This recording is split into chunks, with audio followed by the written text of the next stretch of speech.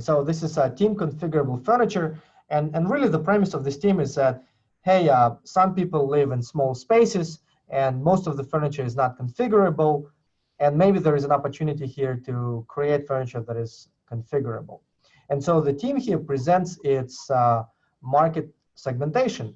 And the market segments here are, there is a person who moves frequently, there is a person who is a minimalist, and there is a person who is a single parent. And that's what the team is exploring in terms of possibilities to address.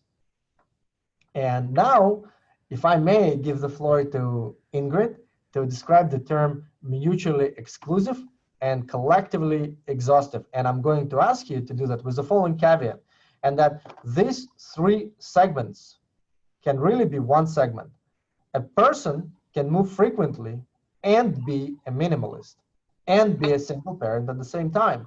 Do they have to be three separate segments? The floor is yours, Ingrid. Thank you, Erin. Yeah, I'm very proud.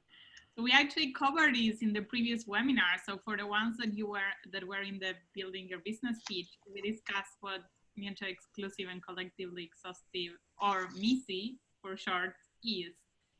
And basically, it's like when we are looking to structure an argument, we have to make sure that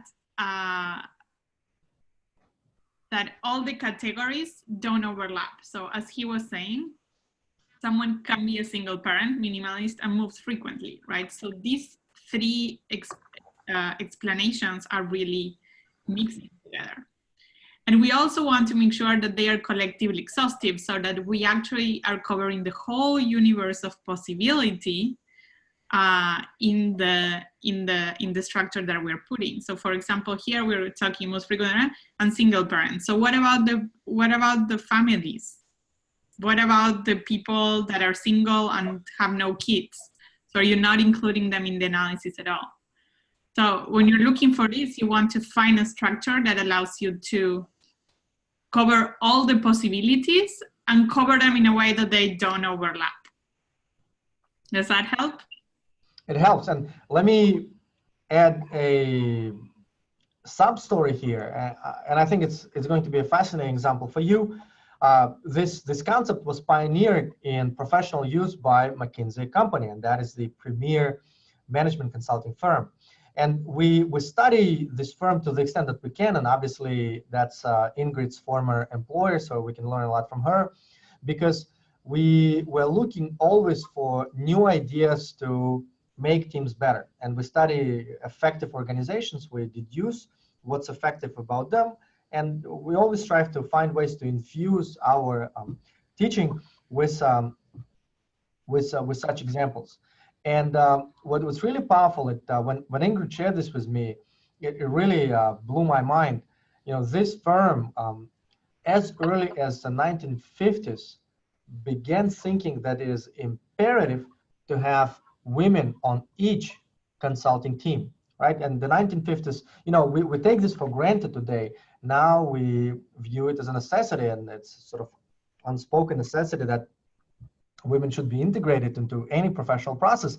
But the 1950s were a different time. And for a professional firm that catered to corporations, which at the time were male dominated, and many still are, to think in such far-reaching ways, you know, I think this is really one of the reasons for their success. Can you comment on that, Ingrid?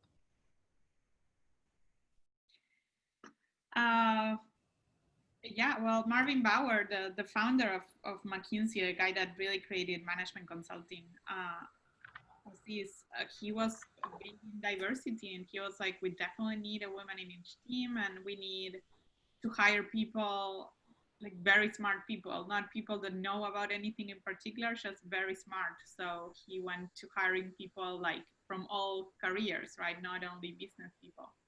And I think that's the basics of the McKinsey success from the beginning. And then, you know, a lot of things happened, but I was very inspired when I read that to, you know, join a firm that believed in women back in the 50s. And the message to you, and the story is not just a detour for us. The message here is directly relevant to you, and you should understand your very special role in society.